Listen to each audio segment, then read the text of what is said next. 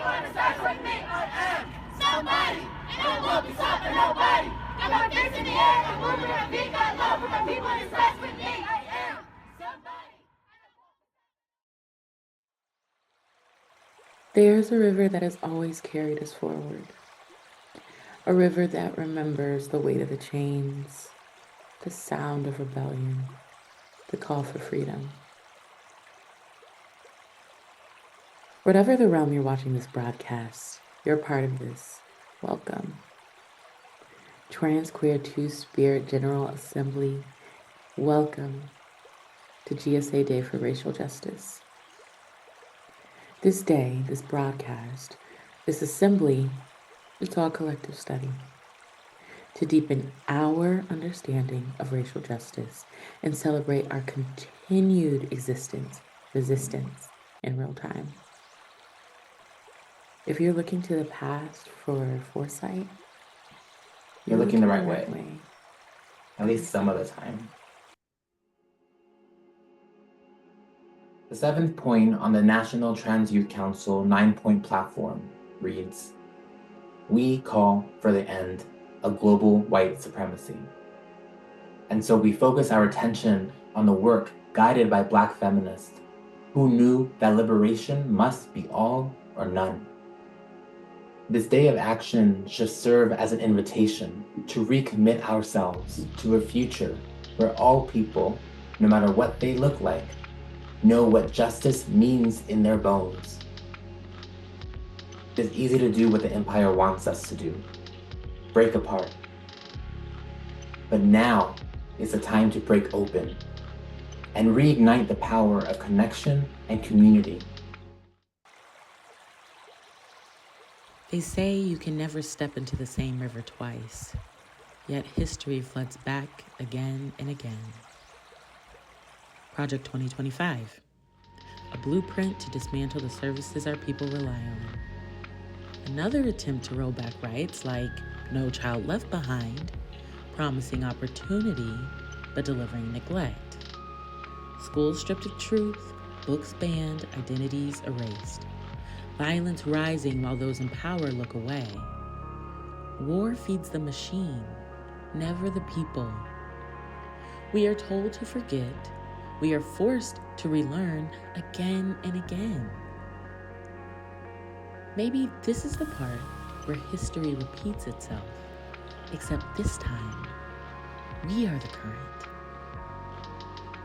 Step into the same river our people did many years ago.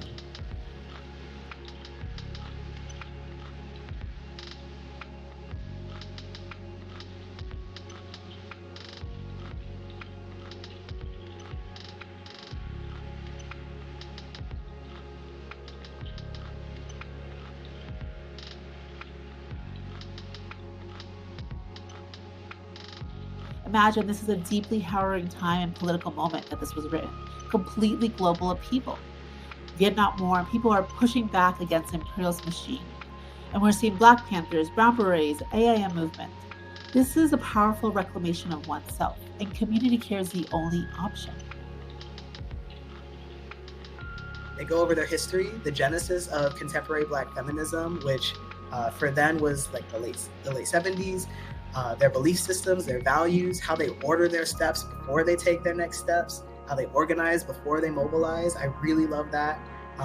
3, the roadblocks that they've come against, and 4, the tangible things that they're organizing. Above all else, our politics initially sprang from the shared belief that Black women are inherently valuable, that our liberation is a necessity, not as an adjunct to someone else's, but because of our need as human persons for autonomy, right? That is so applicable to so much movement work. That's brilliant.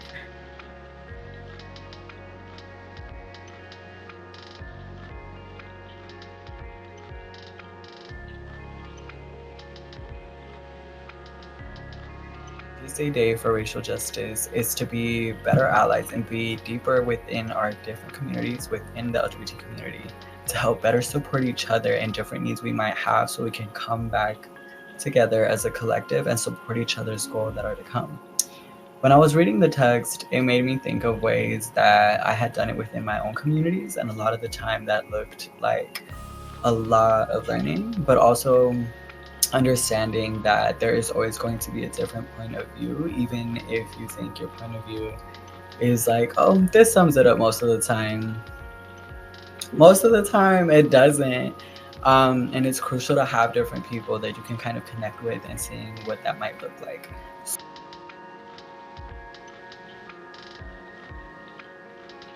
Look back to the past just long enough to believe that there is more to history than what's in the book your teacher hands you. Do not wait for permission to be a person. And do not forget that you are part of a people. Solidarity is not a dream. It is a strategy. Anchor ourselves in the strategies and stories of resistance and defiance. Look back to the past just long enough that you start to see the future. Join us to the distant empire of miserabilism, where the story of people power awaits us.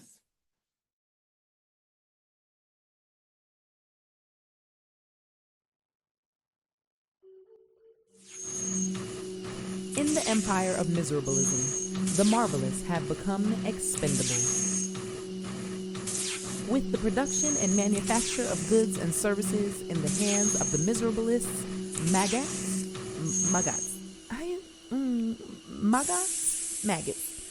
the technocrats, the history and future of the marvelous is told as a cautionary tale throughout the empire. The marvelous, who remain to tell their story through symbols and codes, nursery rhymes and fables, hymns, chants, and myths. Occasionally, there may be a marvelous sighting in the ruins of their old stomping grounds, but most have been captured and locked away for study and experimentation.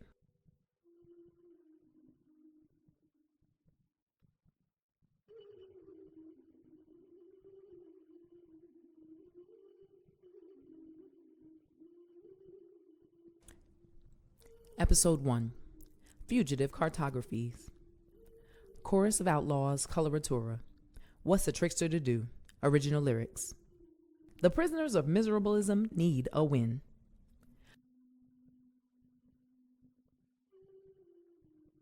The rise of a new empire and its relentless campaign of terror was marked by plastics plantations, toxic dumps, military training grounds, mandatory work camps, privatization, machines, and neighborhood soldiers of fortune. Within the interior hubs of the marvelous, surveillance, snitches, and sellouts controlled the movements and messages of those that remained. Organizing, even if unsuccessful, had become a level 10 crime punishable by death.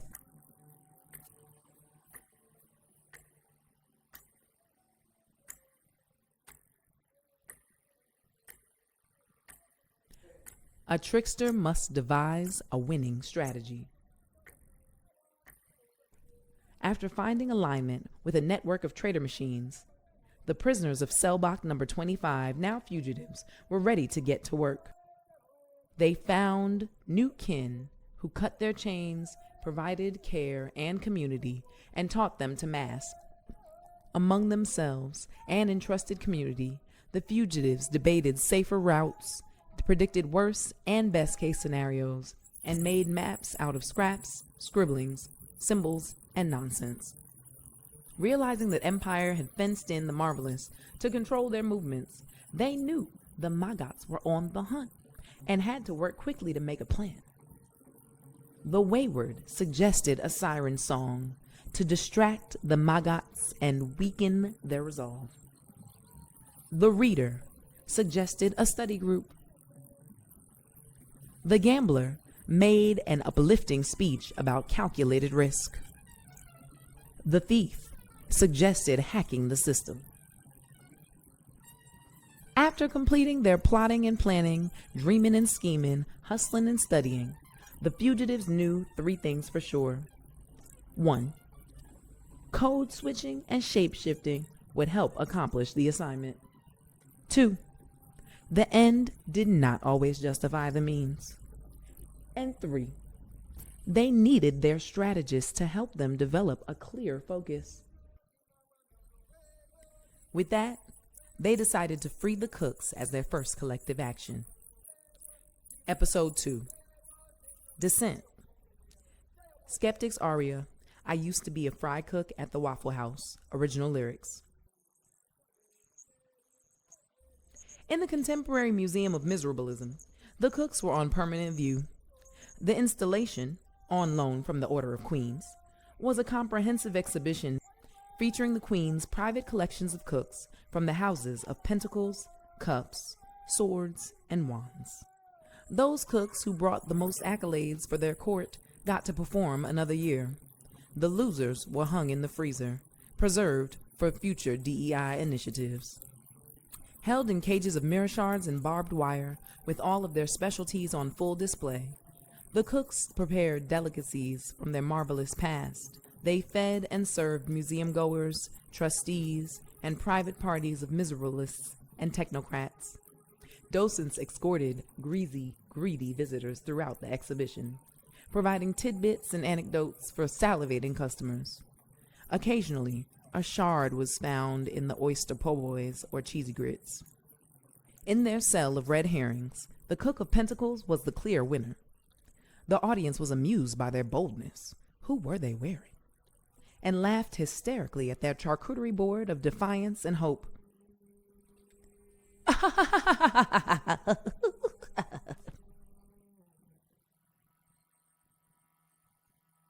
The naysayer, a cook in the Court of Swords, was also amusing. Between courses of tapas, they spun tales of extinction.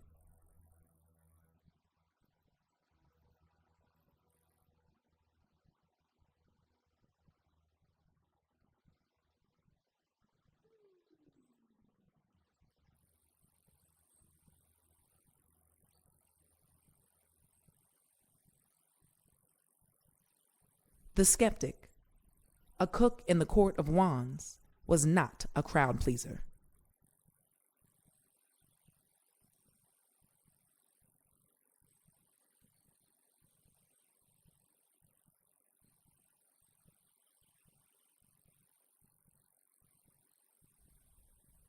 Their smoothies, made with coconut juice and attitude, who do they think they are, were considered tasteless and insulting by the parents and machines of miserable children. After the taunting, booing, and mocking ceased, the Queen of Wands accepted her losses and declared the skeptic obsolete.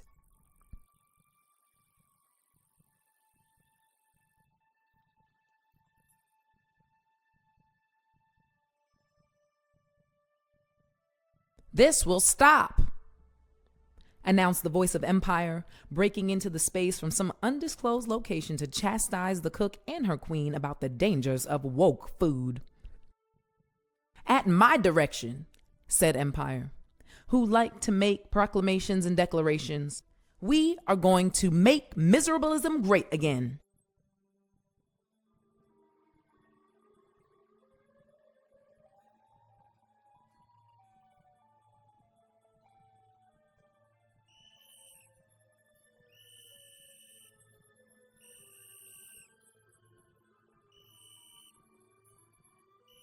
At that, Empire whistled for the maggots to retire the skeptic to the freezer. Empire's aria, Dog Whistle Logics, original lyrics. Episode 3, Descent. Nighttime in miserabilism was a charged event. No one slept peacefully when the skies over Empire went dark. Empire's eyes scanned the land for dissenters and or target practice. The maggots and the goons prowled, and the relentless vapidity of Empire's mouthpieces droned on in the dreams and hopes of the miserabilists and their machines. But nighttime was also the time for play. The marvelous lived in the shadows, conducting business, making love, talking shit, and losing their minds.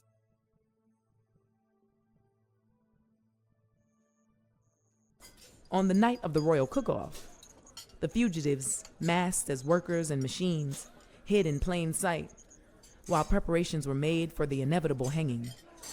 As they followed the brigade de cuisine, taking orders from miserablest chefs and kitchen porters, the fugitives relied on their shared experience to organize the marvelous and the traitor machines who worked in the kitchen as slicers, dicers, and sanitizers. Whenever the opportunity arose, when the head chef took a call or the sous chef took a smoke break, the fugitives shared stories and offered insights that appealed to the marvelous. Balance discussed the power of rupture and repair and the opportunity to make different decisions with each new day. Abundance signed embodied freedom and encouraged the marvelous to rework their connections to space, place, and time. The poets queered the pantoum in low tones and hidden spaces, telling unspeakable and troublesome truths. Transition emphasized the importance of now in the beautiful struggle of letting go.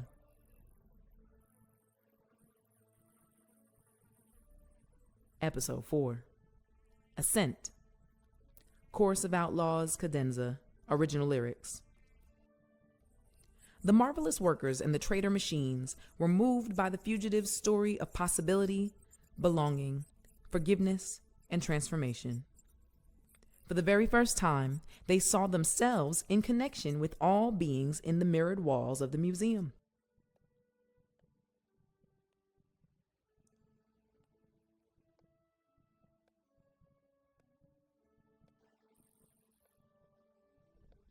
Without a word, the workers and the traitor machines led the fugitives to the walk-in freezer. On the morning after the royal cook-off, the butcher arrived at the museum, eager to finish the task at hand. The day after was always a treat for the kitchen miserablists and the maggots who received the best cuts of the unfortunate cook. Today, they looked forward to bringing home a pound of skeptic, who promised to be far tastier than their overly seasoned smoothies. After making their rounds and finding nothing amiss, the maggots accompanied the butcher to the freezer, ready to begin the ritual of slaughter. Thawing, cutting, and packaging the meat, bones, and organs. Unlocking the freezer door and expecting to find the skeptic frozen and scowling like so many cooks of the past, the miserablists were shocked to find an empty hook. As the sirens blared and the museum went on lockdown, the maggots panicked. A breach had occurred on their watch. Staff were questioned but knew nothing, and the exhibitions only laughed at the maggots' demands. How would they justify their existence to Empire? Would they also be frozen for wasting Empire's resources?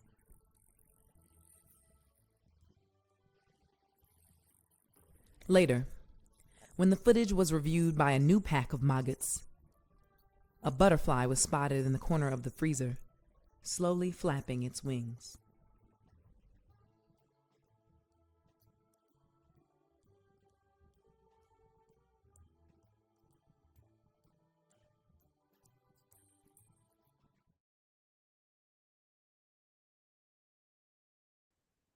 Three, two, one, action. My drama teacher said that the real show starts when the credits roll. We say that the real show starts when you get up from your seat. The show began in 1492, and before then and after then,